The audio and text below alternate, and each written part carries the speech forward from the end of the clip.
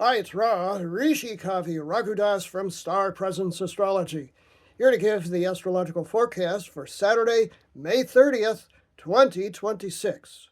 Well, it's the day before the full moon, and the day before a full moon is always pretty intense, but we've got some nice energy working for us and in our favor today. Let me explain. The sun today is at 9 degrees of let's communicate and socialize and exercise our intellects. Air sign Gemini. Beautiful blue here for air sign of Gemini. And the moon, early in the day, moves into the adventurous and truth-seeking and fun-loving fire sign of Sagittarius. So we've got air and fire in opposition to each other, but air and fire actually get along pretty well, so this is not a bad thing. The moon moves into Sagittarius at 5:45 a.m. Pacific Daylight Time, 8:45 a.m. Eastern Daylight Time, and 1:45 p.m. Greenwich Mean Time. The early part of the day, or if you're in Europe, the middle part of the day, might be a little tricky because the moon then, after it moves into Sagittarius, makes a direct opposition to Uranus, which is the planet of sudden change and often chaos. Krishnamurti wrote a book called Freedom from the Known, and I always use that to describe Uranus. It's an anything can happen kind of time period. Moon at 2 degrees of Sadge opposes Uranus at 2 degrees of Gemini at 9:45 a.m. Pacific Daylight Time, 12:45 p.m. Eastern Daylight Time, and 5:45 p.m. Greenwich Mean Time. Tricky territory. Heighten your awareness. Don't take any unnecessary risks.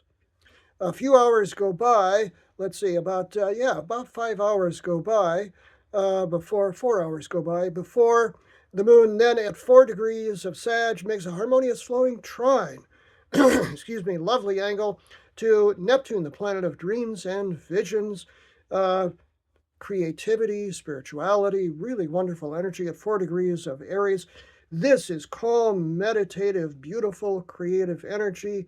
And here in the United States, it comes during the afternoon, which makes it a lovely sort of a day. 1:53 p.m. Pacific Daylight Time, 4:53 p.m. Eastern Daylight Time, and 9:53 p.m. Greenwich Mean Time, so you have a lovely evening if you're in Europe and parts east. After that, the moon at 5 degrees of Sadge makes a smooth 60-degree sextile to power planet Pluto at 5 degrees of Aquarius.